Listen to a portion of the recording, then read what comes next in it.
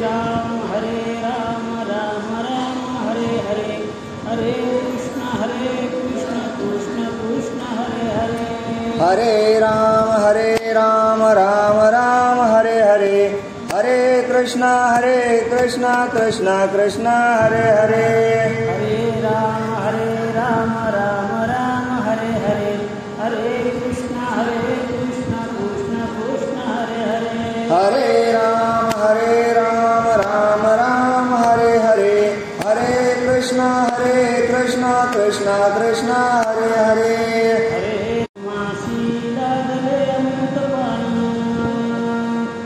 जे भक्त कथा भूत बहन,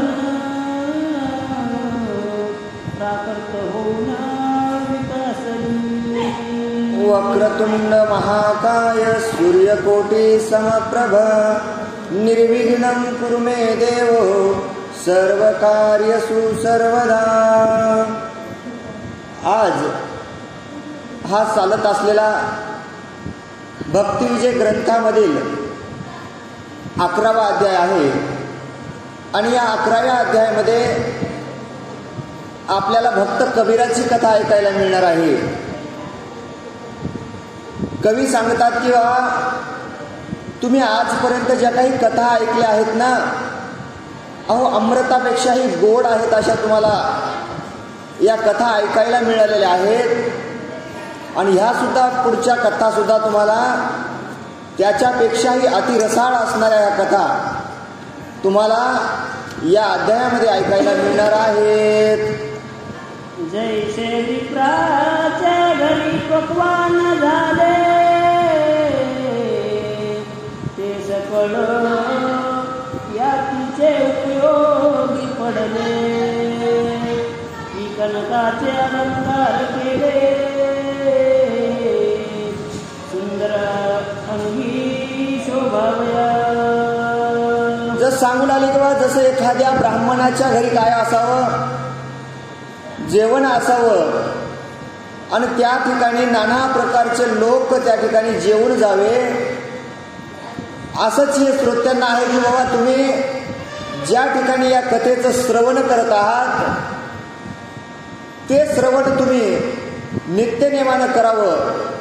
मनामध्ये श्रवणाची तुम्ही स्तुती करून आपल्याला जे काही अनुभव मिळतील ते या कथाकारांनी सांगितलेले आहेत की जीवनामधला सगळा अनुभव तुम्हाला याच्यामध्ये ऐकायला मिळणार आहे. आवाज कमी करून काय करावं? श्रवण करावं, अमृतमय सारे जग व्हावं. याप्रमाणे म्हणले काय केलं, हे रसाळ असं कथा तुम्हाला या भक्तविजयामध्ये अमृतासारख्या आहेत आणि ह्या अमृतासारख्या कथा प्रत्येकापर्यंत जाव्या. आणि भगवंतानं त्याच ठिकाणी सांगितलं होतं की तुम्हाला अवतार घ्यायचा आहे आणि अवतार घेऊन जे आडराणी जग भरलेलं आहे या कलियुगामध्ये कुठंतरी विषयाच्या बाहेर लोक वागत आहेत ना, तर संतांना सांगितलं की तुम्हाला काय करायचं आहे, ते विषय ओढी भुललेल्या जीवांना या सन्मार्गाला लावायचं आहे आणि सन्मार्गाला लावून त्यांच्या जीवनामध्ये अमृतरूपी हरिनाम देऊन त्यांना भगवंताची भक्ती करण्यासाठी तुम्हाला भगवंताकडे न्यायचं आहे. पाषाण फोडून रचिले देऊळ, त्यात बैसलीला जास्वनी, तैसाची हा ग्रंथ प्रांजळ, झाला केवळ सकळिका. हा ग्रंथ सर्वश्रेष्ठ झाला. म्हणले कसा झाला? अहो एक नाही दोन नाही, नाना प्रकारचे पाषाण आणून दगडाचंच देऊळ केलं ना. म्हणजे काय होतं त्याच्यात? काहीच नाही ना. आणि दगडाचं देऊळ करून त्याच्यामध्ये जेव्हा भगवंताची मूर्ती जेव्हा स्थापन केली ना, तेव्हा त्या देवळाला किंमत आली ना. देऊळ तर मोठं बांधलं पण त्याच्यामध्ये भगवंतच नाही. तुम्ही जासाल का हो पाया पडायला? जाणार नाहीत ना. का? भगवंताची मूर्ती नाही ना. मग म्हणले नाना प्रकारचे ग्रंथ तयार केले, नाना प्रकारचे ग्रंथ लिहिले, पण त्या ग्रंथामध्ये अमृत अशी वाणी नव्हती ना. मग या ग्रंथाला कविकार म्हणतात किंवा सर्वश्रेष्ठ ग्रंथ मानला गेला का? तर या ग्रंथामध्ये जे ज्ञान सांगितलेलं आहे, जे भक्तांना जवळ करण्याचं ज्ञान आहे, म्हणूनच याचं नाव भक्ती विजय ठेवलं. आणि आपल्याला सुद्धा त्या भगवंतावरती कशी भक्ती करावी, ज्ञानदेव असतील, नामदेव असतील, तुकोबाराय असतील, यांनी या समाजाला दाखवलं की काय करायचंय. तर आपल्याला काहीच करायचं नाही म्हणले. त्रियुगात, द्वापर युग, त्रेताल युगात नाना प्रकारच्या तपश्चर्या झाल्या, पण या कलियुगामध्ये आपल्याला फक्त त्या भगवंताचं नाव घ्यायचंय. आणि एवढंच जर तुम्ही का घेतलं तर भगवंताची प्राप्ती झाल्याशिवाय राहणार नाही. ना तरी विकल्पानीची मनाला प्रौढी सांगशील किती, तरी मी सलगिने तुम्हा प्रती सप्रेममती बोलिलो. सप्रेममती बोललो म्हणजे काहीच अहंकार नाही मला. मज पामराशी काय थोरपण, पायीची वाण पायीवरी. अहो तुम्ही म्हणसाल की आता ग्रंथकार हे काय सांगायलेत, 8 दिवस झालं वरी बसलेत, रोजची एकच कथा आहे, भगवंताचंच नामस्मरण करा. अध्याय कोणता जरी निघाला तर म्हणले एकच निघायले, काय? त्या देवाचं नामस्मरण करा. असं तुम्ही मनामध्ये विकल्प आणू नका, कुठल्याही प्रकारचा मनामध्ये दोष आणू नका आणि त्या भगवंताला शरण जावं. मजवरी निमित्त ठेवणी वाया, नका उपेक्षु भक्त विजया. दोष टाको निगुण घ्यावया, अधिकार तुम्हा आहे की. अधिकार तुम्हा आहे की. अहो जरी 10 दिवस झाले ही कथा चालू आहे, आज 11वा दिवस आहे, 11वा अध्याय आहे. रोज सांगण्याचा योग येत आहे, वाचण्याचा योग आहे, तुम्ही कथा श्रवण करत आहात. पण माझ्या या बुद्धीनं काहीतरी दोष प्रमाणे तुम्हाला जर सांगणं वाईट झालं असेल काही, तर त्या ठिकाणी कथाकार सांगतात की तुम्हाला अधिकार आहे. जे काही तुमच्या बुद्धीला चांगलं वाटलं ना तेवढंच तुमच्याजवळ घ्या. जे माझ्या सांगण्यातून तुम्हाला जे काही वाईट निर्माण झाला असेल ते माझ्या बुद्धीचा दोष म्हणून माझं मला वापस द्या. आणि ह्याचमुळं काय होईल, तुमचं कल्याण झाल्याशिवाय राहणार नाही. येरवी मैपती मंदमती रासनालयकची यती, ग्रंथवदविता श्री रुक्मिणीपती निश्चय चित्ती असू द्या. निश्चय चित्ती असू द्या.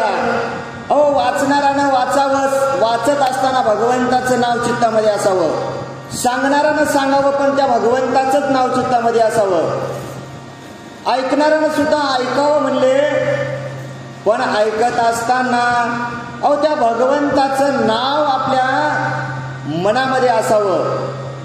नाहीतर आपण ऐकायला तर सगळेजण आलो, पण चिंता लागली, मोठ्या सुनाचे पैसे पडले, ननगीचे नाही पडले, काय करावं. तुम्ही काही जरी काम करत असले तर सांगितलं, नाथ महाराजांनी सुद्धा सांगितलं की बाबा कुठल्याही कामामध्ये काम म्हणा, राम राम, त्या भगवंताला विसरू नका. तुम्ही काम जरी कुठलंही केलं, का विसरायचं नाही भगवंताला? म्हणजे का तर भगवंत आपल्या भक्तासाठी केव्हाही धावून येतो. आणि त्यानं धावून येण्यासाठी काय काय केलं हो, कोणाकोणाच्या घरी काय काय केलं. साधावया भक्तिकाज नाही लाज धरीत, कुठल्याच प्रकारची त्यानं लाज धरीत नाही. कालच्याच अध्यायामध्ये तुम्ही ऐकलं की नामदेवानं गाय जिवंत करण्यासाठी बोलवलं होतं भगवंताला, पण आला की नाही हो, 4 दिवस लागले हो. पण 4 दिवसानंतर का होईना आपल्या भक्ताची लाज राखण्यासाठी भगवंत धावून येतो. म्हणून नित्यनेमानं मनामध्ये त्याचं नाम स्मरण करावं. येरवी मैपती मंदमती रासनावे एकची येती, ग्रंथवदविता रुक्मिणीपती निश्चय चित्ती असू द्या. सूत्रद्वारी तुटल्यावरी बाहुले नाचल कैशा परी वारा निवांत राहिला जरी तरी वृक्ष सर्वथा डोलेना. सूत्राची दोरी तुटल्यावर काय कर नाही म्हणले.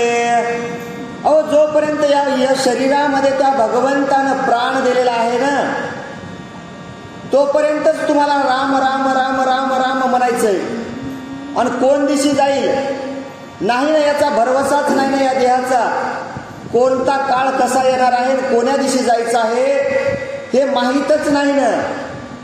मग काय करायचंय तुम्हाला जर माहीतच नाही ना मग या जीवनामध्ये त्या भगवंतानं जन्माला घातलंय ना आणि त्याच्या सत्तेसाठी सगळं त्याच्या सत्तेवर चालतंय ना हे. मग जोपर्यंत तुमच्या या शरीरामध्ये त्या भगवंताचा आत्मा आहे ना तोपर्यंतच तुम्हाला त्याचं नाव घ्यायचं आहे. एकदा का आत्मा गेला आणि पटरीच्या पलीकडे जर गेलात ना घ्यायचंय म्हणलं तरी तुम्ही नाव घेऊ शकणार नाही अशी अवस्था होते. तुम्ही पाहत असता आता श्रावण महिन्यामध्ये एवढं ऊन वाढायले दुपारी बघा झाडाखाली बसा तुम्ही. अहो झाड उभं आहे हो पण त्याला हवा जर लागली तर त्याचे पानं हलतात. तसा तुमच्या शरीरामधला जर आत्मा निघून गेला ना तर तुमचं शरीर भावलीप्रमाणे होईल आणि मग भावलीप्रमाणे झाल्याच्या नंतर मग त्या भगवंताचं नाव तुम्हाला घेता येणार नाही. गता द्यावी निरूपण काय नामदेवी उठविली गाय राजा येऊनी वंदिले पाय आनंद झाला सर्वासी. अहो गेल्या अध्यायामध्ये तुम्ही वर्णन ऐकलं आहे नामदेवरायानं गाय उठवली का तर भगवंत आले चौथ्या दिवशी गाय उठवली आणि ही सगळं वृत्तांत घडत असताना राजानं येऊन पाहिलं आणि पाहिल्याच्या नंतर राजाला सुद्धा आनंद वाटू लागला आणि पुढं राजा काय बोलतो आहे का. चमत्कार दाखवणी वेगेशी निघाले कुसोनी सर्वाशी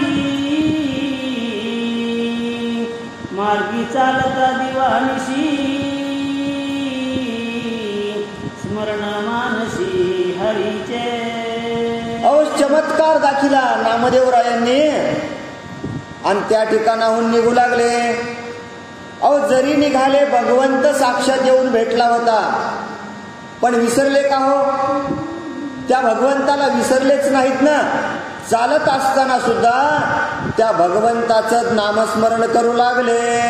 ज्या ज्या देशी जाती तीर्था तेथे देशीची करीती कविता भावा प्रत्यया मूलरिकता गुणवर्णिती श्रीहरीचे. भगवंताचे गुण वरून लागले नामदेवराय. अहो इथंच नाही म्हणले या गावातून पुढच्या गावाला तीर्थयात्रेला निघाले आणि ज्या ज्या गावामध्ये गेले ना प्रत्येक भक्तासाठी आलेल्या सगळ्या श्रोत्यांसाठी नामदेवरायानं त्या भगवंताचं नामस्मरण करायचं भगवंताचं कीर्तन करायचं.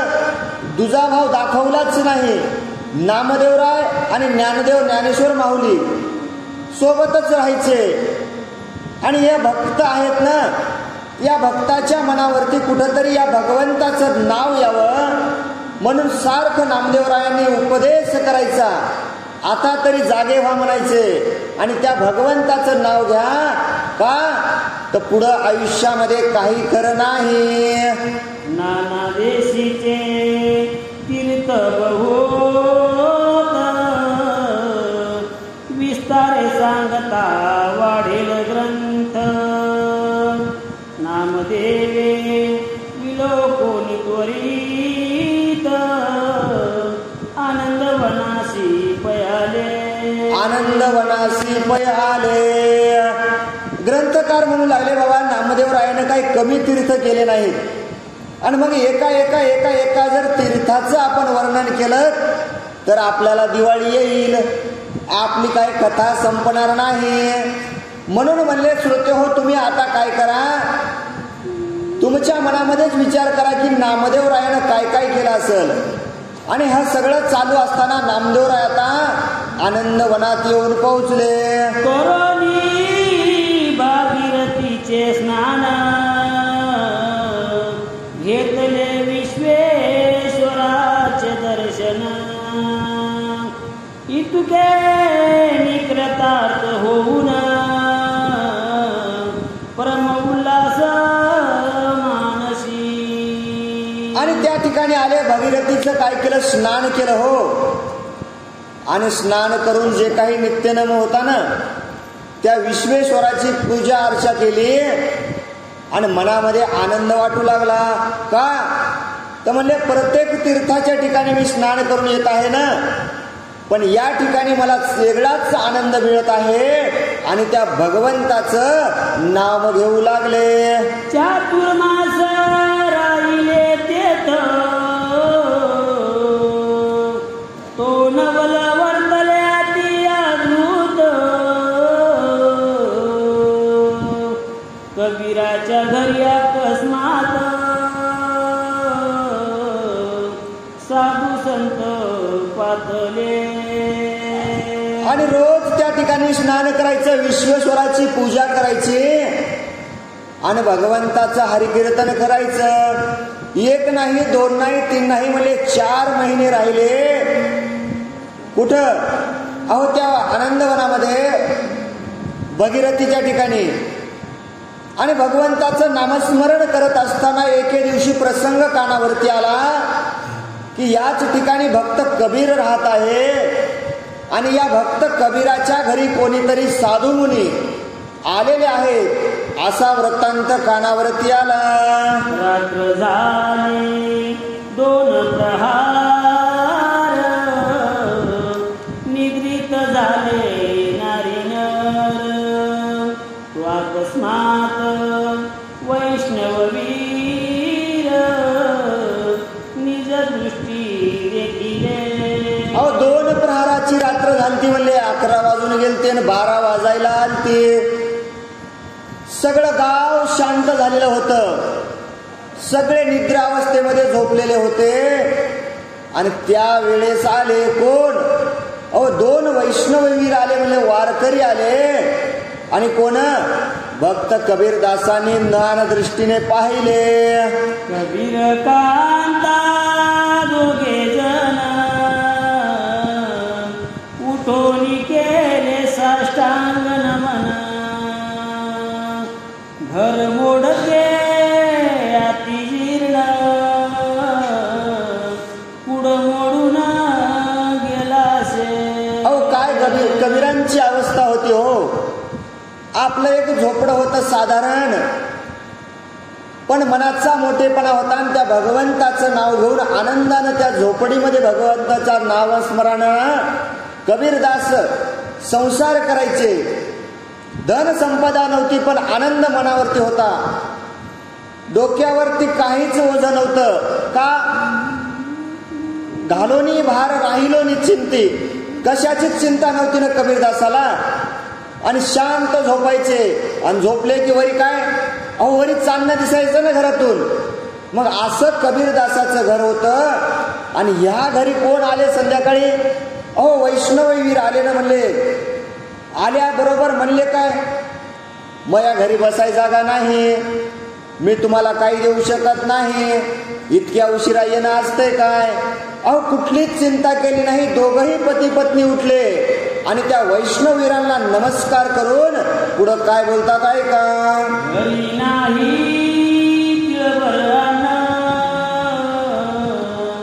उपवासी मुले निजली जाण, तया खाली बोऱ्या काढून संता बैसने घातले. अहो घरात अन्नच नव्हतं ना. मनामध्ये विचार करू लागले कबीरदास, काय करावं. वा संत तर घरला आलेले आहेत आणि घरामध्ये तर अन्न नाही. आणि माझे लेकर सुद्धा आज पाणी पिऊन झोपलेत फक्त. एवढं घरामध्ये काहीच नसताना हे संत आलेत पण आपली गरिबी कबीरांनी दाखवली नाही. घरामधलं एक पोतं बाहेर काढलं, फाटकं पोतं हो, आणि समोर टाकलं आणि सांगितलं, या हो साधू संत या, आसन ग्रहण करावं. कबीर म्हणे निज कांतेशी, काही नेवद करावायासी, अवश्य म्हणे भरताराशी, परिचिंता मानसी उद्भवली. कबीरदासानं सांगितलं, ऐकणं ग ऐकणं ऐकणं, संत आलेत. आता काय कर, जे काही आपल्या घरामध्ये शिल्लक असेल ना, तर यांना जेवण म्हणून नाही तर नाही, प्रसाद म्हणून तरी थोडंफार काहीतरी शिजवणं.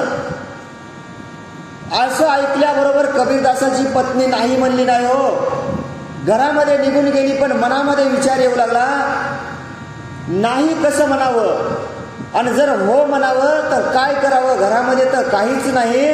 आणि अशा अवस्थेमध्ये त्याची पत्नी कबीरदासाची आता चिंता करू लागली. म्हणे धान्य तो नाहीच मंदिरी, उसने कोणीच न देती ना नगरी. मग धैर्य धरून निजांतरी, चालली बाजारी एकटीच. म्हणले काय करावं, घरामध्ये तर अन्नासाठी काहीच धान्य नाही. आणि वेळ काय कमी आहे का, रात्रीचे 2 प्रहर झालेले आहेत. काय करावं म्हणली, एवढी चिंता करू लागली. पण म्हणली चिंता करीत असतानाही म्हणली आता काय करावं म्हणली, चेतीच असतील बाया, आज पैसे पडलेत ना म्हणली. बघितलं, शेजाऱ्या पाजाऱ्याकडे गेली, अहो काहीतरी द्या, आमच्या घराला साधू संत आले तर हो. पण कोणीही कुठल्याच प्रकारचं काहीच धान्य दिलं नाही. आणि मग पुन्हा घराशी वापस आली, मनामध्ये विचार करू लागली, आता काय करावं.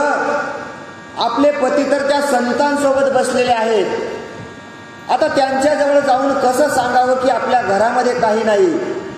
आणि जर सांगितलं तर काय होईल, अहो मी पतिव्रता असणारी, आणि या आपल्या घरचं सत्व आहे की आलेला माणूस उपाशी बाहेर जात नाही, आणि बाहेर उपाशी जाऊ देऊ नये. जर का न जेवता साधू संत घरातून बाहेर गेले तर आपल्याला दोष लागतो, आपलं सत्व जाईल. म्हणून त्याच वेळेला एकटी बाजाराला बाहेर निघाली. मार्गी चालता ती त्वरेने, मुके करीत श्रीराम भजन. मने अन्न नंगळे जरी करिता प्रयत्न, तरी सत्वहानी होईल. सत्वाची हानी होईल म्हणजे सत्वाची हानी होईल. आता काय करावं, बाजाराच्या तर वाटानं निघाली, रात्रीची वेळ आहे, काय करावं, सोबत कोणी नाही. सोबत कोण, रामकृष्ण हरे रामकृष्ण हरे रामकृष्ण हरे, सारखं त्या भगवंताचं नामस्मरण. विचार मनामध्ये चालू, कोणाला अन्न मागावं, धान्य कोणाला मागावं. पदराला तर पैसे नाही, जवळ पैसा नाही, यावेळेस कोण बरं अन्न देईल. आणि जर त्यानं जर मला अन्न नाही दिलं, धान्य नाही दिलं, तर माझ्या सत्वाची हानी होईल काय, याच विचारात चालू लागली. वाणियाच्या ओळीस येऊन त्वरित, स्वभवतेस विलोकित. तव एका दुकानात अकस्मात, वाणी जागृत देखील. अहो बाजारामध्ये आली हो, रात्रीची वेळ होती, सगळ्यांनी दुकानं बंद करून आराम करू लागले. सगळीकडे पाहिलं, कोणीच जागे नाही. काय करावं, कसं उठवावं, कोणाला फोन लावावा, काहीच कळलं गेलं. आणि मुखामध्ये भगवंताचं काही नाम बंद होऊन गेलं. फिरत फिरत फिरत फिरत असताना, चालत असताना दुरूनच पाहिलं, एक दिवा दिसला. आणि पाहिलं त्या दिव्याच्या बाजूला एक माणूस बसलेला आहे, तो दुकानदार जागी आहे. मग वाटलं, खरं मनामध्ये थोडा आनंद वाटला की या दुकानावरती मला धान्य मिळेल, यासाठी ती त्या दुकानाकडे जाऊ लागली.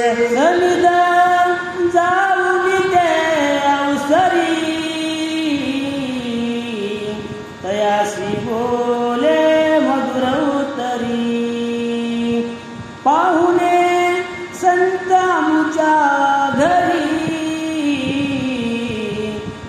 करीत पातले. ऐका ना हो दुकानदार, ऐका ना. अहो इतक्या रात्रीला मी आले ना. अहो आमच्या घरी काय झालंय, 2 पाहुणे आले, 2 पाहुणे. अहो संत आहेत होते, वैष्णववीर आहेत आणि कुठेतरी तीर्थयात्रेला जाणार असतील. कुठं जाणार आहेत मी काही विचारलं नाही हो, पण ज्या अर्थी ते आमच्या घरी आलेत ना, त्या अर्थी त्यांना भोजनाची काहीतरी आशा असावी. एवढ्या रात्री घरी येण्याचं त्यांचं नियोजन नाही माहीत हो, पण जेव्हा घरी आलेत ना तर त्यांना 2 घास अन्न खाऊ घालावं या अनुषंगाने आमच्या घरामध्ये काही नाही हो दुकानदार. त्याकरिता काय करावं काय नाही. आणि त्या दुकानदाराला ती भक्त कबीरांची पत्नी काय मागते ते ऐका. सीधा साहित्य पाहिजे त्याशी, उशीर न करावा द्यावयाशी. द्रव्य सांगाल ते तुम्हापाशी, आणूनिया देईन. अहो आधीच उशीर झालाय म्हणले, मला काहीच कळलं गेलं. शेजारी पाजारणीकडे फिरले मी आणि मग या बाजारामध्ये आलेले आहे. मग काय करा तुम्ही आता, उशीर करू नका. मला काय करा, अहो तुमच्या दुकानातलं धान्य द्या आणि मग मी काय करीन, तुम्ही हिशेब लावा आणि तुमचे धान्याचे किती पैसे व्हाले, त्याच्या किराणा मालाचे किती पैसे व्हाले हे मला तुम्ही सांगा. आणि मग मी काय करील, घरीच गेल्यावरती तुमचे पैसे वाट लावून देईल अशी बोलू लागली. वाणी म्हणेलीच कारण कोणाची आहे सकवन. येरी बोले प्रतिवचन, मधुर उत्तरे तयाशी. वाणी म्हणू लागला, खरं आहे म्हणला बाई, तू या ठिकाणी किराणा मागायला आली हे खरं आहे, पैसे आणून देते म्हणाली हे खरं आहे ना, पण मला तुझी ओळख नाही ना. तू कोण आहेस, कोणाची कोण आहेस हे मला सांग ना, मी तुला उधार का देऊ. आपला काही परिचय झालेला नाही ना. मग असं असताना तू मला या ठिकाणी धान्य मागत आहेस, त्याकरता अगोदर मला तू काय कर, तू कोण आहेस, कोणाची आहेस, तुझी ओळख सांगावी. अविद्यावंशी वैष्णववीर तो कबीर माझा निज व्रतार. उठ सामुद्री दे सत्वर, साधू संत गेले. अहो दुकानदार, तुम्हाला माझी ओळख नसेल हो, पण ते वैष्णववीर आहेत माझे म्हणले, भगवंताचे नित्य नेवा सेवा करणारे भक्त कबीर माहित आहेत का म्हणले. भक्त कबीर वरच्या आळीला राहतात, वरच्या. त्यांची मी पतिव्रता पत्नी आहे असं सांगितल्याबरोबर पुन्हा थांबले नाही म्हणले. अहो वेळ लावू नका ना, कारण अगोदरच उशीर झालेला आहे आणि त्याकरता तुम्ही काय करा, लवकरात लवकर मला धान्य द्यावं. आईशे बोलता सुंदर वाणी झाला का मातुर. जेवी आईल्या देखो निशचीवर, करूया विचार मानसी. अहो एकटी बोलायला लागली, वाणी ऐकायला लागला. कबीराची पत्नी आहे सांगितलं, पण भगवंतानं 2 मन दिलेले आहेत आणि मन वाण्याचं बदलायला लागलं.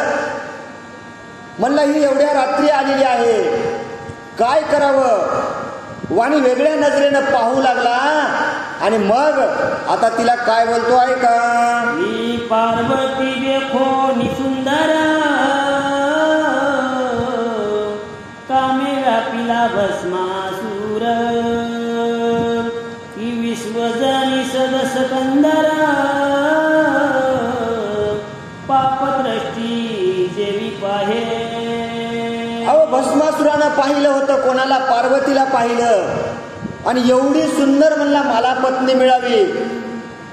पण काय झालं त्याचं?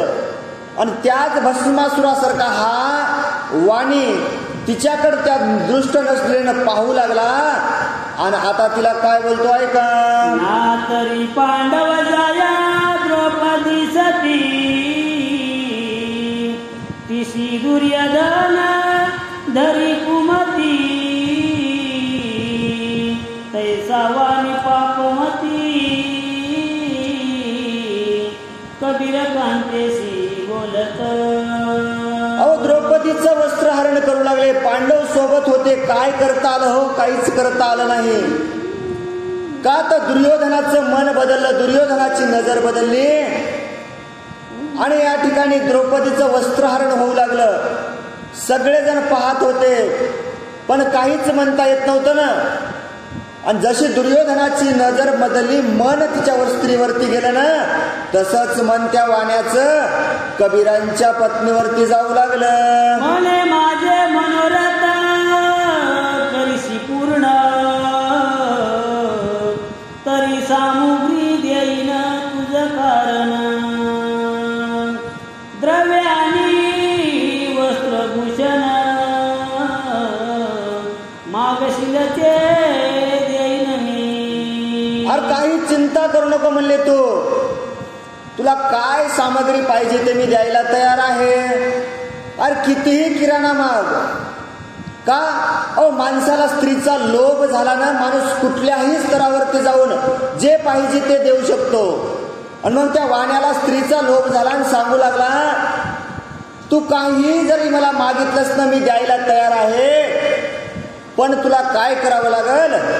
माझं एक काम पूर्ण करावं लागल. काही संकोच दर्शिल मनी तरी मागुती जाय परतोनी. ऐकोनी दुर्जनाची वाणी विचार मनी करीतसे. आणि तुला जर हे काय मान्य नसेल ना, तर मग तू जशा प्रकारे घरून आलीस ना, तशा प्रकारे तू आता घरला निघून जायचं. एवढं ऐकलं, मनामध्ये विचार करू लागली काय करावं.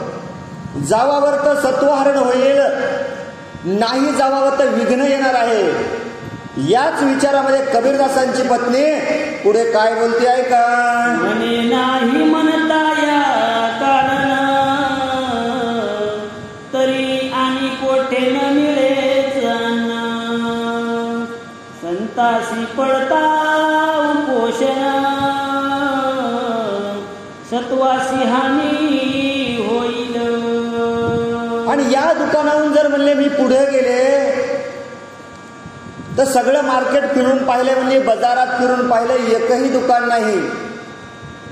आणि मग मला याच्यानंतर काही कुठं अन्नधान्य मिळणारच नाही. आणि जर का धान्य नाही मिळालं, मी जर अशीच घरला गेले तर जे घरी संत वैष्णववीर येऊन बसले आहेत ना, त्यांना तर उपाशी झोपावं लागेल ना. आणि मग आपल्या घरी आलेले संत जर का उपाशी झोपले तर काय होईल? आपल्या सत्वाची हानी झाल्याशिवाय राहणार नाही, असा विचार मनामध्ये करू लागली. सवय पडेल तैसे वर्तने प्रसंग ऐसे उत्तर देणे. सभा पाहुणी कीर्तन करणे बीज पेरणे भूमी ऐसे. बीज पेरणे गुणी ऐसे समयाशी सादर व्हावे. जसा प्रसंग आला ना म्हणजे निभवायचा, माग हटायचं नाही. श्रोते पाहायचे आणि कीर्तन करायचं. किती पब्लिक जमली असं म्हणायचं नाही, गड्या आता इतकी पब्लिक पाहिजे होते, थोडेच माणसं आहेत, कशाला अर्थ सांगायचे, आपण वाचूनच घेऊ, असं करायचंच नाही. म्हणजे जसा समय येईल ना, आलेल्या प्रसंगाप्रमाणे वागायचं. आणि असाच मनामध्ये विचार करू लागली. हरिचंद्र राजा सत्व गोनी डोंब्या घरी वाहे पाणी. तारामती तयाची राणी क्लेश भोगोनी राहिले. वाऱ्या ऐसे उपोषणा उन्हाचे भूस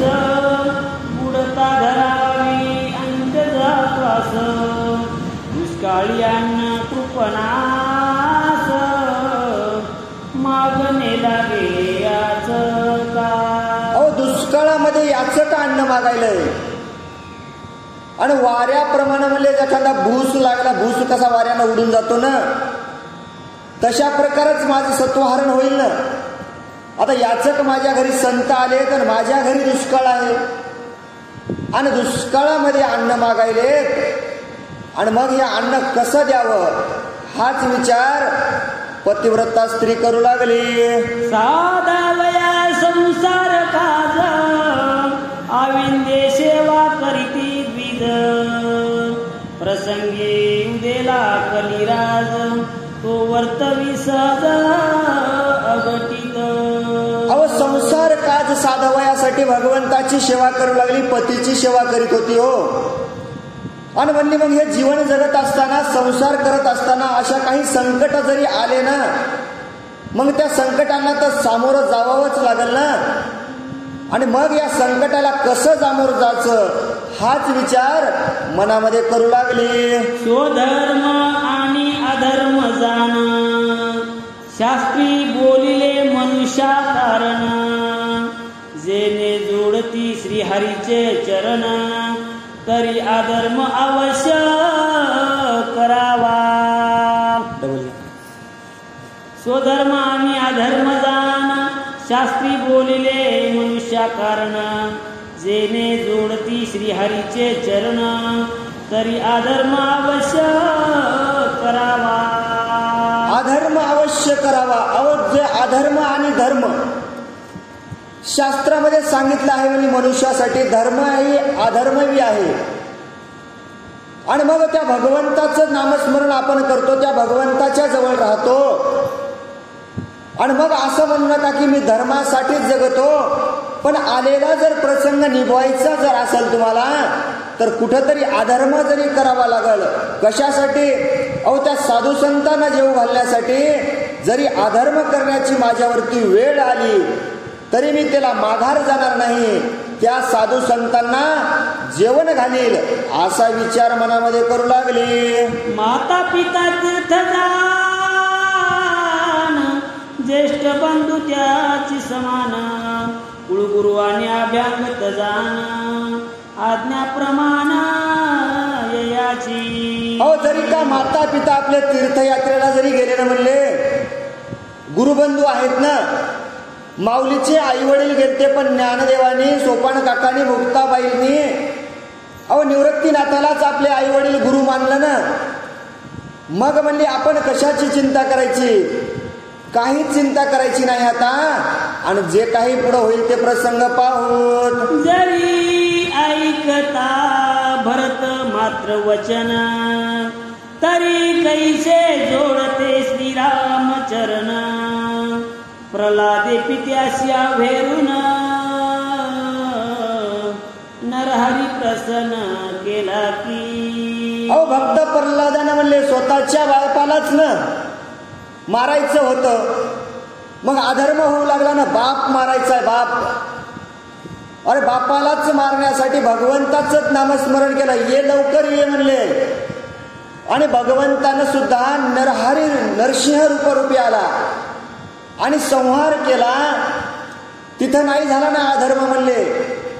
प्रल्हादाने बापाचा आपल्या डोळ्यासमोर वध पाहिला ना, मग अधर्म नाही झाला का? अहो भरतानं म्हणले मातेचे चरण धरले, रामाला वनवासाला पाठवू नको म्हणू लागली, तरी पाठवलं ना. मग तिथं अधर्म नाही झाला का? का तर हा अधर्म आणि धर्म हा शास्त्रामध्ये चालतच राहणार आहे. शास्त्र नियमाप्रमाणे आई वडिलाचे वचन मानावं हे धर्म झाला. ऐकलं नाही, धर्म झाला.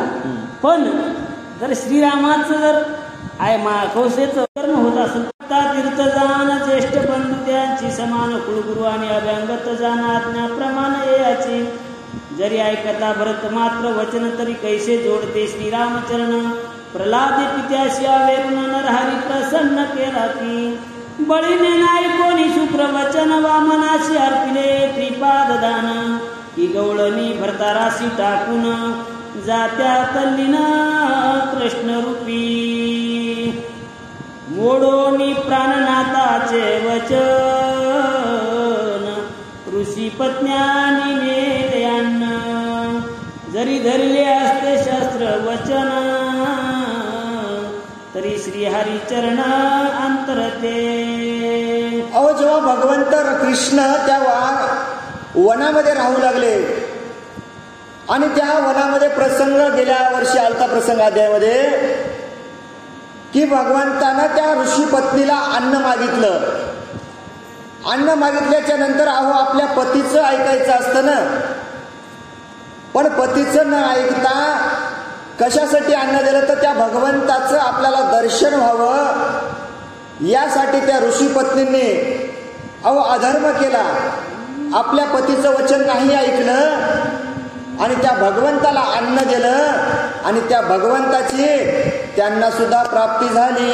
देवी शास्त्र विचार करिता मानसी संत साधू राहतील उपवासी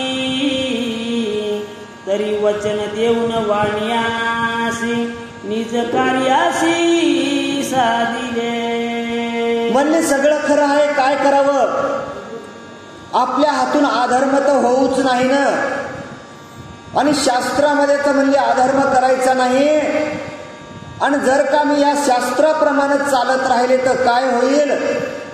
माझ्या घरी आलेले साधू संत उपाशी वापस जातील आणि शास्त्राचं जर मी ऐकत बसले तर माझ्या सत्वाची हानी होईल. मी काय करावं असा विचार चालू असताना म्हणली काही हरकत नाही. आता वाणी दुकानदार मालक तुम्ही म्हणसाल ते काम मी करायला तयार आहे, पण मला तुम्ही अन्न द्यावं. मग शास्त्र विचारता जानती जीवन तो अंतर साक्ष चैतन्य गण त्याचे करिता नामस्मरण अरिष्ट निरशेल सर्वही.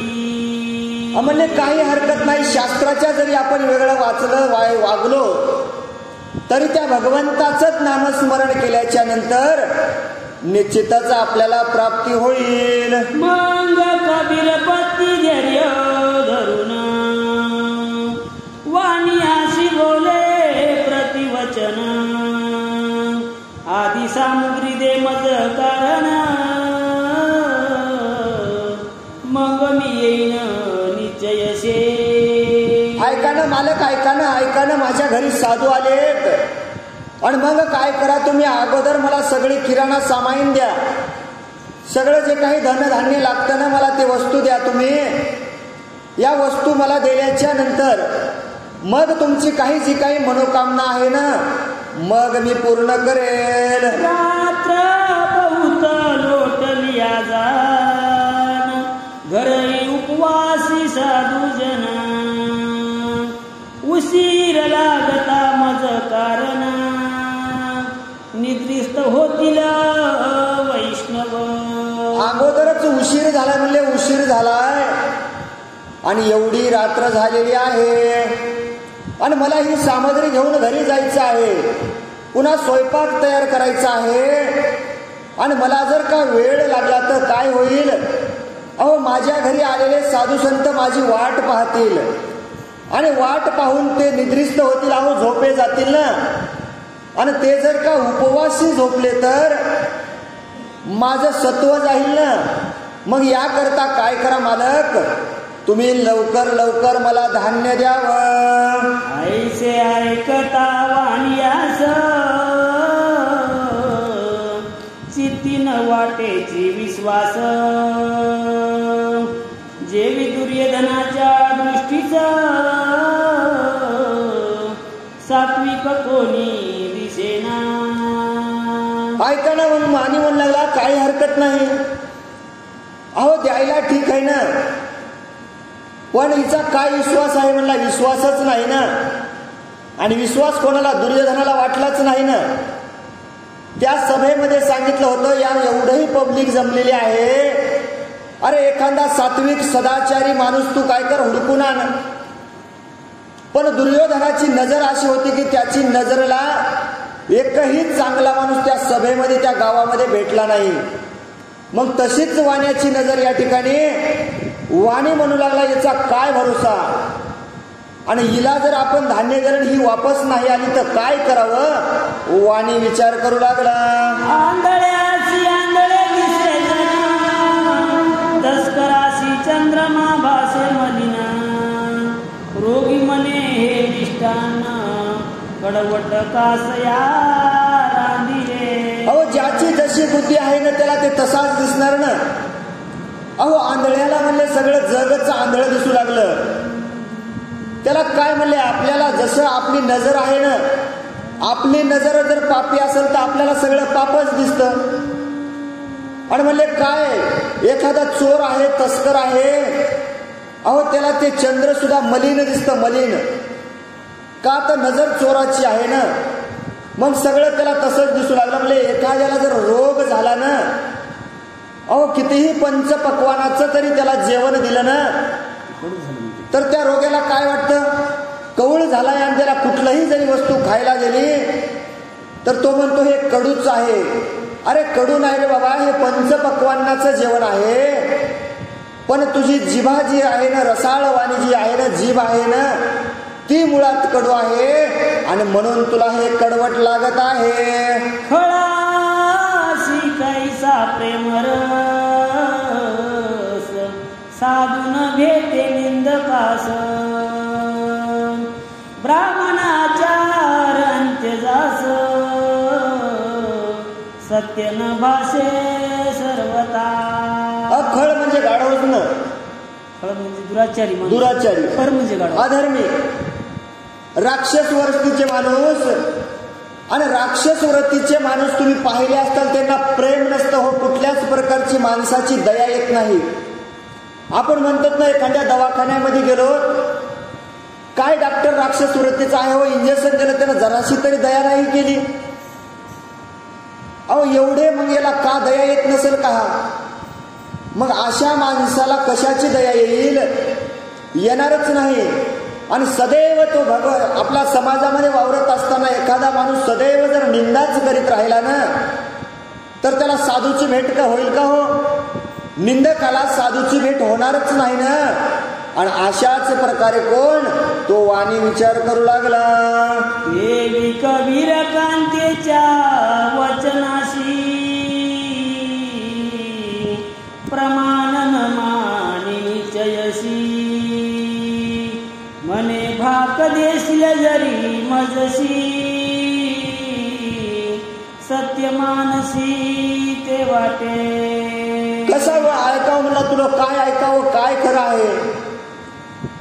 तू घेऊन जाशील ना हे किराणा सामान घेऊन जाशील, पुन्हा येशील की नाही माहित नाही. मग काय करावं? तुझ्यावर विश्वास कसा ठेवावा? वचन दे. आणि तू जे काही मला आता जे वचन दिलं आहेस ना, आता हे वचन दिलं आहेस पण वचन पूर्ण करणार की नाही हा सुद्धा म्हणला माझ्या मनामध्ये विचार येत आहे. म्हणून तुझ्यावर कसा विश्वास ठेवावा? आई कोणी दुर्बुद्धीचे वचन, ध्येय बळे आवरिले मना, मने याशी न देता वचन, सामग्री पदरी नयकी. आता काय करावं म्हणली, याला एवढं सांगायले पण हे वाणी काही ऐकायला तयार नाही, सामग्री काही द्यायला तयार नाही. आणि उशीर झाला तर साधू झोंपल्याशिवाय राहणार नाही. काय करावं मनामध्ये सारखा विचार करू लागली. आणि मग म्हणली वाणी बाबा ऐका ना मालक, अहो मी तुम्हाला वचन देते हो, वचन देते. मी त्या कबीरदासाची पत्नी, पतिव्रता पत्नी आहे आणि त्याकरता तुम्हाला माझं वचन ऐकावं लागल असं वाण्याशी बोलू लागली. मग भाक देऊन ते अवसरी, सर्व साहित्य घेतले पदरी, सत्वर जाऊन निज मंदिरी, साहित्य करी निज प्रेमे. अहो शपथ आहे म्हणली, माझी शपथ आहे, त्या भगवंताची शपथ आहे, मी वचन देते तुम्हाला, तुम्ही सांगसाल ते काम मी केल्याशिवाय राहणार नाही. वाणी म्हणला सांगायली वचन द्यायली खरं आहे, मग आता विश्वास तर ठेवून पाहूत ना म्हणले. आणि मग वाण्याने विश्वास ठेवला, जे काही सामग्री होती ती दिली. लगेच तिनं सामग्री घेतली आणि कुठं घरी घेऊन स्वयंपाक बनवू लागली. घरी घेऊन गेली, स्वयंपाक बनवली नाही. मग कबीर कांतेशी संत बोलती, आम्ही स्वहस्ते पाक करून चिती. मग पाक पात्र घेऊन प्रीती, स्वयंपाक करती वैष्णव. वैष्णवांना सांगितलं, ऐक ना, तू जरी पतिव्रता असलीस ना, पण आमचा धर्म आहे, आम्ही कोणाच्याही हातचं अन्न खात नाहीत हो. मग काय कर, तू आम्हाला सगळी सामग्री आमच्या जवळ आणून दे, आम्ही आमचं स्वहाताने भोजन बनवूत आणि तेच भोजन आम्ही श्रवण करूत, याकरता तू सगळं साहित्य आणून द्यावं. नाना परिचय पकवान, सप्रेम बरी रांधिली जाण. मग नवरस पाती काढून, पूजा विधान आरंभिले. नाना प्रकारचे अन्न पक्वान्न केले हो. आणि सगळं झाल्याच्या नंतर जेवायला बसले. जेवढे काही पक्वान्न बनवले होते ते सर्व पक्वान्न समोर पात्र वाढले आणि त्या पात्रामध्ये वाढू लागले. गंध अक्षदा सुमनार परिमळ द्रव्य उपचार, धूपती पदा कोणी सत्वर, भावे नमस्कार घातले. आणि मग समोर ताट वाढले हो. ताट वाढल्याच्या नंतर पूजा अर्चा केली, का तर साधू संत घरला आलते ना. मग त्यांना जेवू घालायचं, पाणी फिरवलं आणि आज्ञा देऊ लागली, वदनी कवल घेता नाम घ्या श्रीहरीचे, सहज हवन होते नाम घेता फुकाचे, जीवन करी जीवित्व अन्न हे पूर्ण ब्रह्म, उदर भरण नोहे जाणीजे यज्ञ कर्म. आणि मग म्हणली, माऊली आता तुम्ही जेवायला सुरुवात करावी. सप्रेम भावे यथा रुचित, साधू संत झाले तृप्त. मग कबीर पत्नीने निज कांत, एकांत मंदिरी बोलविला. आणि साधू आवडीनं जेवण करू लागले. म्हणले, आपल्या हाताने जरी स्वयंपाक बनवला असला तरी म्हणले किती छान सामग्री आली, म्हणले किती मस्त पंचपक्वान्नाचा स्वयंपाक झालेला आहे. साधूंनी खाऊन तृप्त झाले, आनंद वाटला, पोट भरलं हो. आणि पोट भरल्याच्या नंतर साधू आशीर्वाद देतातच. आणि पोट भरलं आनंदाने साधू म्हणले, आता आम्ही या ठिकाणी विश्राम घेतो. पण हिच्या मनामध्ये सारखा विचार चालू होता, का तर मी त्या वाण्याला उत्तर दिलेलं आहे, वाण्याला वचन दिलेलं आहे, आणि आता काय करावं. साधूंना या ठिकाणी सांगितलं, तुम्ही आराम करा. आणि आपल्या पत्नीला एका निवांत ठिकाणी बोलून आता काय सांगते ऐका. कांता म्हणे कबीराशी, तुम्ही असावे संतापाशी, म्या भाक देवरी वाणियाशी, सामुग्री वेगेशी आणली. सांगू लागली, मालक ऐका ना, तुम्ही ऐका ना. अहो मी त्या वाण्याला वचन दिलेलं आहे, त्याचं काम मला पूर्ण करायचं आहे. आणि त्या कशासाठी काय करा, तुम्ही आपल्या घराला साधू संत आलेले आहेत, तुम्ही या साधू संतापाशी राहावं आणि या साधू संतांची तुम्ही सेवा करावी, हीच इच्छा माझ्या मनामध्ये आहे स्वामी. आणि मी तो वाण्याला जे वचन दिलेलं आहे तो पूर्ण करेल, अशी विनंती पत्नी कबीरदासाला करू लागली. त्याचे मनोरथ करावया पूर्ण, आज्ञा द्यावी मज कारण. उशीर होता उगवेल दिन, मग सत्वाशी हानी होईल. ऐका ना म्हणली पतिदेवा, ऐका ना, मला त्याचं मनोरथ पूर्ण करायचं आहे आणि मी त्याला वचन दिलेलं आहे.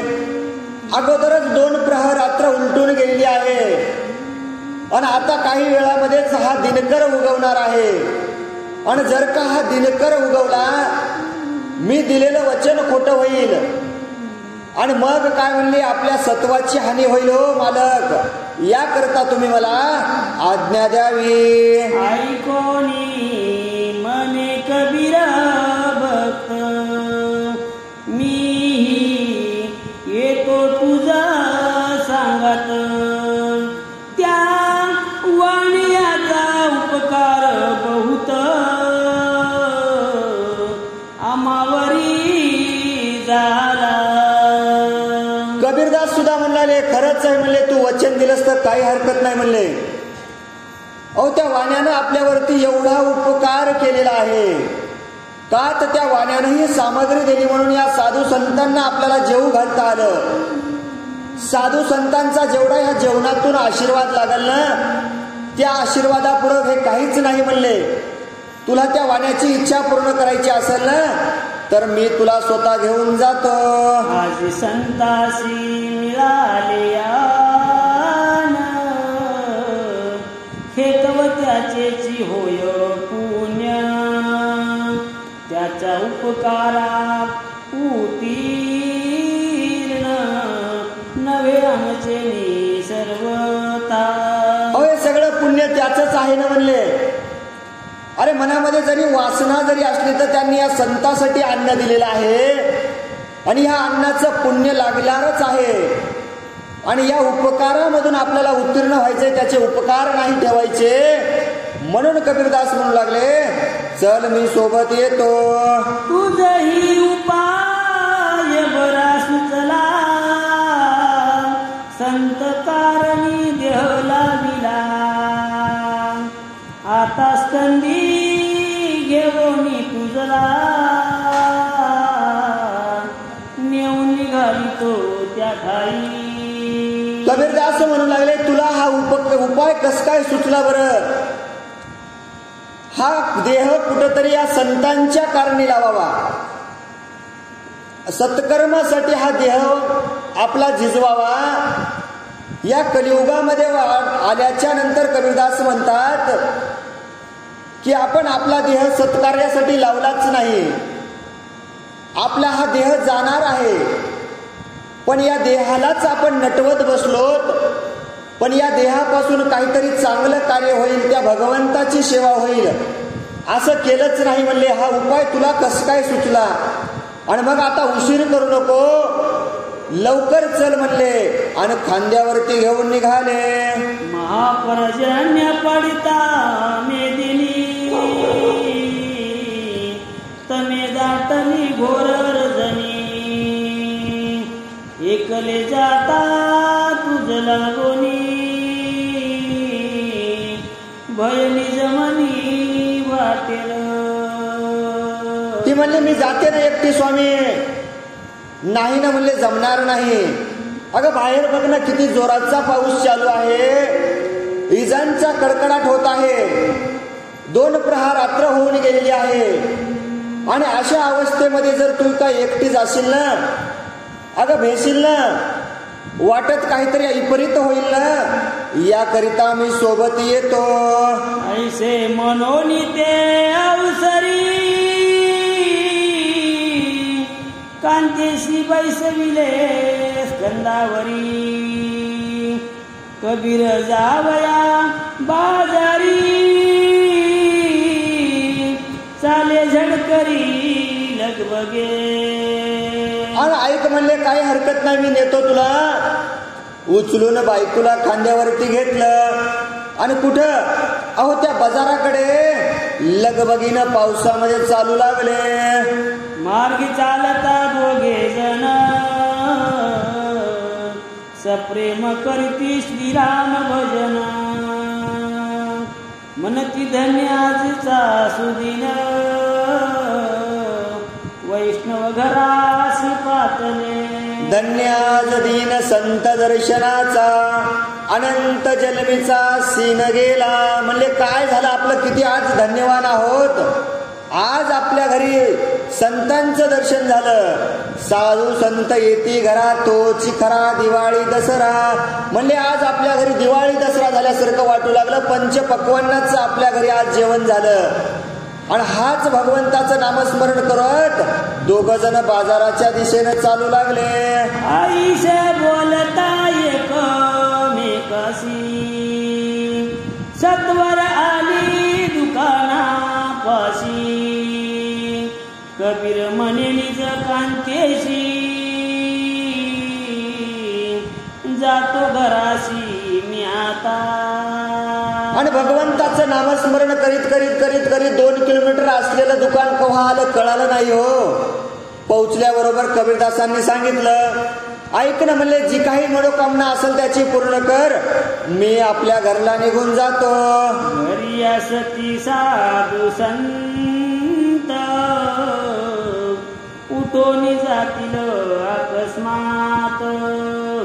मी त्याच पाशी जातो त्वरेत, चरण सेवा करावया. तुझी चरण सेवा घडावी. आता म्हणले मी काय करतो, आपल्या घरी साधू संत आलेले आहेत आणि निद्रेस्त अवस्थेत आहेत. जेव्हा का जाग येईल ना, अहो तेव्हा उठून जातील ना ते. मग काय कामाचं म्हणले, आपल्याला त्यांची चरण सेवा घडता आली नाही, याकरिता मी घरी जाऊन त्या साधू संतांच्या चरणाची सेवा करतो. वा संकोच न धरावा किंचित, पुरवी वाणियाचे मनोरथ. ऐसे म्हणून कबीर भक्त, गेला त्वरित घराशी. लगेच सांगितलं कबीरदास म्हणले, मी जातो आहे, पण मनामध्ये कुठल्याच प्रकारची शंका करू नको, संकोच करू नको. हा देह तुमचा संत कारणे झिजत आहे. संतांच्या उपकारासाठी तू हा देह जरी झिजला ना, याचं मनामध्ये दुःख मानू नको. का तर आपला हा नरदेह कुठेतरी सत्कर्मासाठी कार्याला लागत आहे आणि याच्यासाठी मनात शंका करू नको. वाणी कामातुर होऊन, वाटपात बैसला जाणा. मने रात्री एकटी येऊन, गेली ठकून मज लागली. वाणी मनामध्ये विचार करू लागला, काय करावं म्हणला. अहो रात्री अवरात्री आली हो एक स्त्री, आणि एवढं सामान घेऊन गेली ना दुकानातलं. धान्य नेलं, सगळ्या स्वयंपाकाच्या वस्तू नेल्या आणि लगेच जाऊन येते म्हणली. पण मला काही वाटत नाही म्हणला येईल. आता किती वेळ वाट पाहायची म्हणला. मला तिने ठपवलं म्हणला, बुडवलं मला आणि माझ्यापासून हे धान्य घेऊन गेली. ऐसे दुराचारी बोलता, तो पुढे देखली कबीर कांता. हर्ष वाटला तयाचे चिता, सत्य वचनार्थी केले बोले तैसा चाले त्याची वंदावी पाऊले. मग मनामध्ये विचार करला म्हणला, गेलती घेऊन हे खरं आहे म्हणला. सांगितलं होतं, वचन दिलं मी वापस येणार, आणि पाहिलं तर समोर वापस आलेली दिसायली. मग म्हणला खरंच म्हणला, हिनं वचन दिलं ना आणि आपलं वचन पाळायला आली. स्वस्थानी बैसता जाना, वाणी बोलिला तिज कारण. कदर्मे भरले नाहीत चरण, वर्षता घन अपार. आणि घरामध्ये बसलेला होता, वाणी समोर पाहिलं. म्हणला वचन तर दिलेलं आहे, पूर्ण करण्यासाठी तर आलेली आहे. पण मनामध्ये विचार करू लागला, बाहेर तर पाऊस चालू आहे, रस्त्यानं येताना तर चिखल आहे. आणि तिला विचारू लागला, तू तर रस्त्यानं आली आहेस, आणि मग येत असताना पायाला चिखल लागायला पाहिजे होता. तुझे पाय तर नाजूक दिसायलेत, तुझ्या पायाला तर चिखल लागलेला नाही, आणि तू कशी आली आहेस. शंका माझी आची ती, तरी सत्याची सांगावे गुणवती. वचन कोणी ते सती वाण्याप्रती काय बोले. तू जे काही तुझं खरं खरं आहे ना मला सांग. तू या ठिकाणी आलेस मला हे कळायलंय, पण ते पाय चिखलानं का भरले नाहीत मला हे कारण सांग तू आधी. ही शंका वाण्याच्या मनामध्ये आली, तिला कारण विचारू लागला आणि मग तिनं सांगायला सुरुवात केलं. आणि काय सांगते ऐका. ऐक गा शेठिया गुणवंता यथार्थ सांगते मी आता. तुझशी देवनी वचनार्था साधू संता तोसविले. ऐका ना दुकानदार, ऐका ना, ऐका ना वाणी सेठ, ऐका ना. मी सगळी कथा सांगते हो तुम्हाला, ऐका. मी जे काही तुमच्यापासून अन्नधान्य नेलतं ना, तुम्हाला जे वचन देऊन नेलतं ना, अहो ते अन्नधान्य नेऊन मी काय केलं. अहो त्या साधू संतांची भूक भागवली हो. पंचपक्वान्नाचं अन्न त्यांनी श्रवण केलं, सेवन केलं आणि ते आज माझ्या घरी आश्रम या ठिकाणी विश्राम करत आहेत. वैष्णव पावले समाधान हे तव तुझेची झाले पुण्य. तुझा उपकार आम्हावरी पूर्ण न फिटेची सर्वता. अहो दुकानदार, अहो दुकानदार, अहो तुमचेच उपकार आहे तो आमच्यावरती. मी मनोकामना पूर्ण करणार आहे, हे उपकार नाहीत आमचे. का तर तुम्ही जे काही उपकार केले आहात ना, जे अन्नधान्य देऊन त्या साधू सर्व संतांनी ते सेवन केलं आणि त्यांचं मन मला प्रसन्न वाटू लागलं आणि त्यांच्याकडून जे आशीर्वाद मिळालेला आहे ना, ते मला नाही लागणार म्हणले दुकानदार. अहो हे तुमचंच पुण्य आहे आणि हे सगळं पुण्य तुम्हालाच लागणार आहे असं ती बोलू लागली. पतिव्रता मनविते जाना व्रताराज्ञा मज प्रमाण. तुझला दिदले भागदान संकट जाणून ते वेळी. आणि ऐका ना दुकानदार, ऐका ना म्हणले. अहो मी पतिव्रता आहे हे खरं आहे, पण मी माझ्या पतीला विचारल्याशिवाय कुठलंही काम करत नाही. जे काही माझी पती आज्ञा देतील ना, मी पतीची आज्ञा कधीच मोडली नाही. आणि म्हणून तुम्हाला जे काही मी वचन दिलं आहे ना, त्या वचनाची पूर्ती करण्यासाठी मी माझ्या पतीची आज्ञा घेतली आहे. कबीर माझा प्राणनाथ तयासी सांगितला व्रतांत. तेने स्कंदी वाहून मात आणले सत्वर तुझ पाशी. आणि कबीर माझा प्राणनाथ आहे, माझं सर्वस्व तो कबीर आहे. माझा पतीच माझा सर्वस्व आहे. पण मी जे काही तुम्हाला वचन दिलं ना, ते वचन मी माझ्या पत्नी समोर सांगितलं आणि त्यांनी सुद्धा आज्ञा दिली. म्हणले कोणाचे उपकार नको, हा सत्कर्मासाठी देह कामा येत आहे ना, मग तर चांगलंच होईल ना म्हणले. आणि याच कारणामुळं काय केलं म्हणले, माझ्या पतीनं मला खांद्यावरती उचलून घेऊन या ठिकाणी आणून सोडलं. आपण परत गेला मागुदे आता तू सोडून या पुली भ्रांती. काय कामना असेल चिती पुरवी त्वरित ये समयी. जयाजी वासना तैशी पुरवावी. म्हणजे काय तुझ्या मनामध्ये इच्छा आहे ना, आज तुझी इच्छा पूर्ण करून घे. का तर माझ्या पत्नीनं मला खांद्यावरती उचलून आणून तुझ्या घरापाशी सोडलेला आहे आणि तो साधू संतांची सेवा करण्यासाठी आपल्या घराला गेलेला आहे. ऐसे बोलता सत्वराशी अनुताप झाला